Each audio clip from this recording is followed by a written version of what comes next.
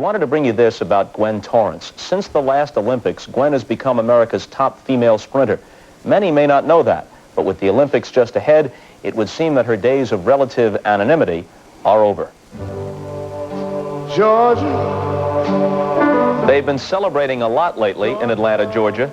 The city has been named host of the 1996 Olympics, of course. And last September, the long, woeful Braves won the pennant. These days, you might say Atlanta, Georgia is on everyone's mind. And soon, there may be another cause for celebration. 15 minutes east of downtown Atlanta, suburban Decatur is the home of a wife and mother who's likely to be the next Olympic sprint champion.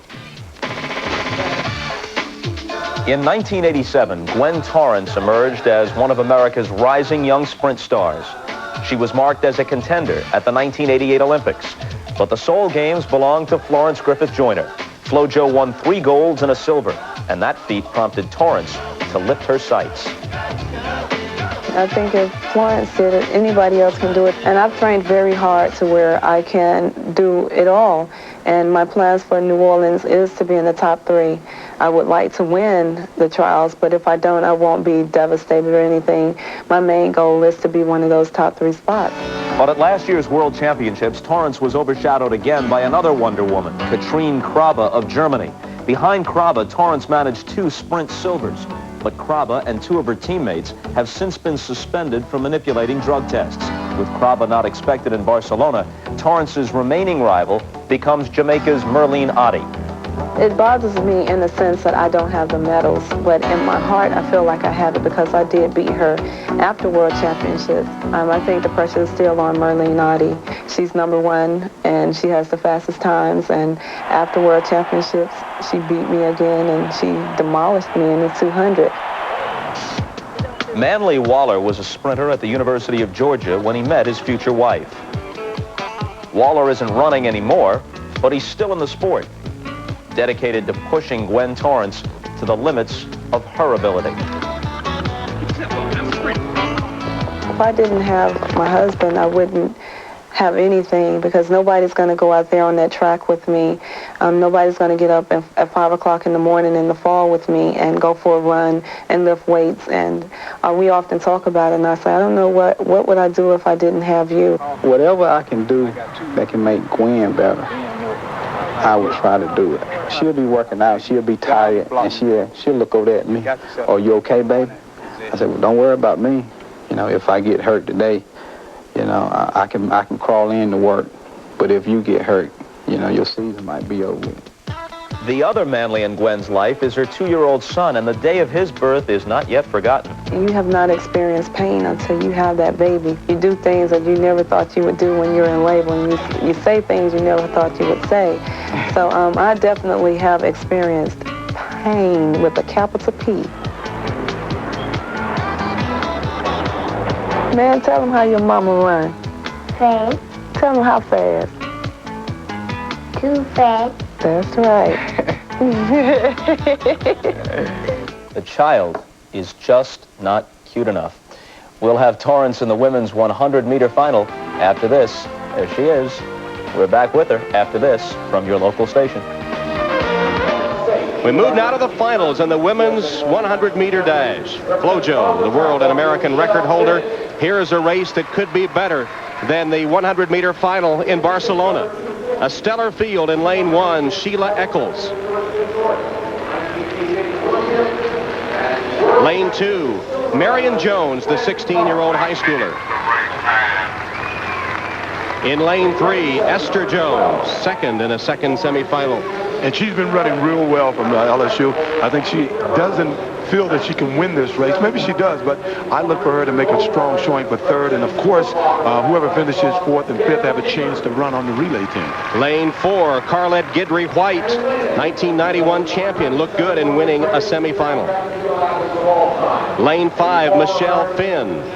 She was 3rd in her semifinal.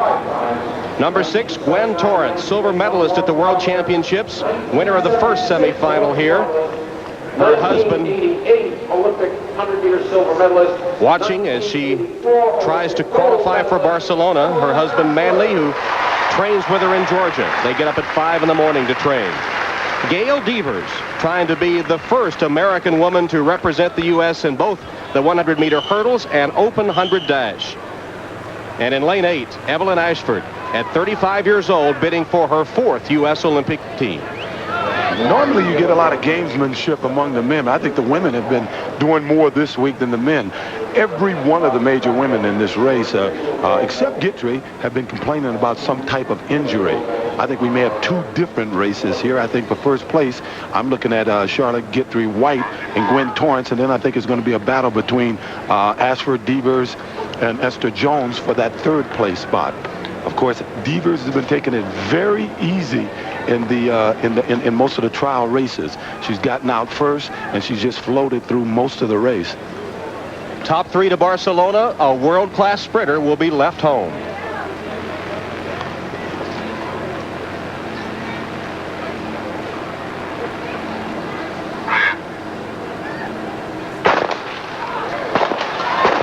And a false start.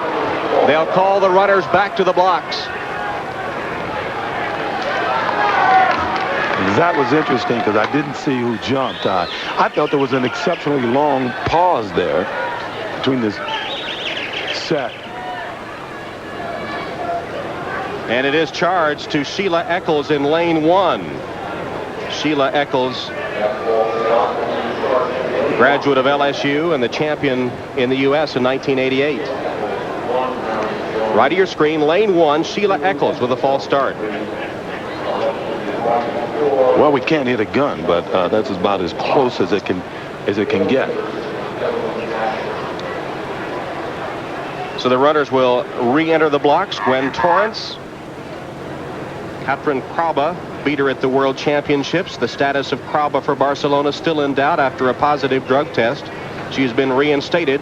The IAAF has not heard her case yet. At this point, Krauba is still eligible. Gwen Torrence determined to challenge for the gold medal in Barcelona. And Krauba wasn't overly impressive in the German games. That's why I think Gwen has a good shot at getting at Arlene Otte. Guidry White, Gwen Torrence, Michelle Finn. It is Guidry White, and here comes Devers. And then Torrence, Devers run 1-2.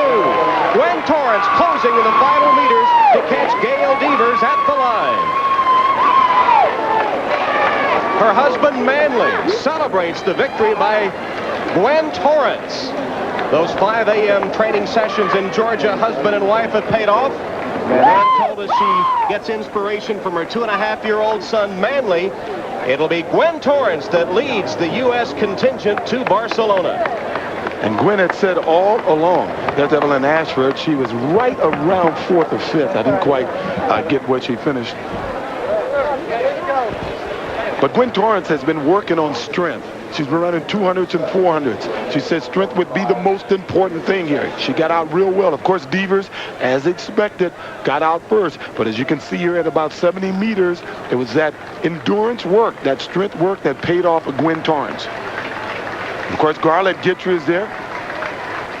And Evelyn Ashford. Evelyn Ashford might have gotten the 3rd spot.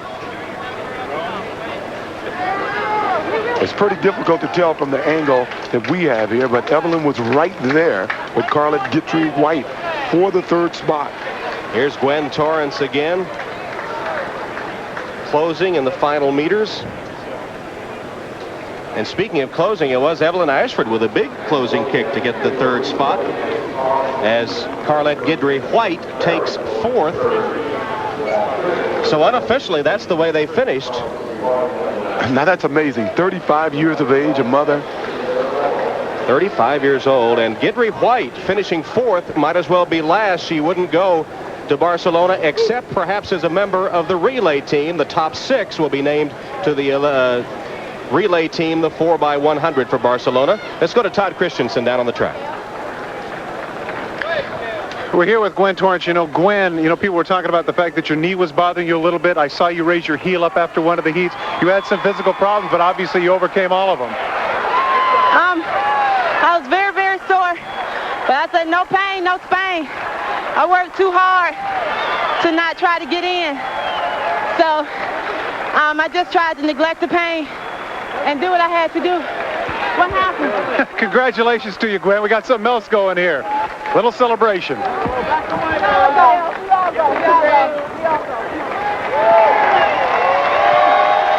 Well, here are the unofficial results then in the women's 100 final. Remember, the top 3 will go to Barcelona. The top 6 will go as members of the relay team. Unofficially now, Torrence, Devers, and Ashford, the top 3. So Gwen Torrence, true to her word, sending a challenge to the rest of the world. See you in Barcelona. We'll be back.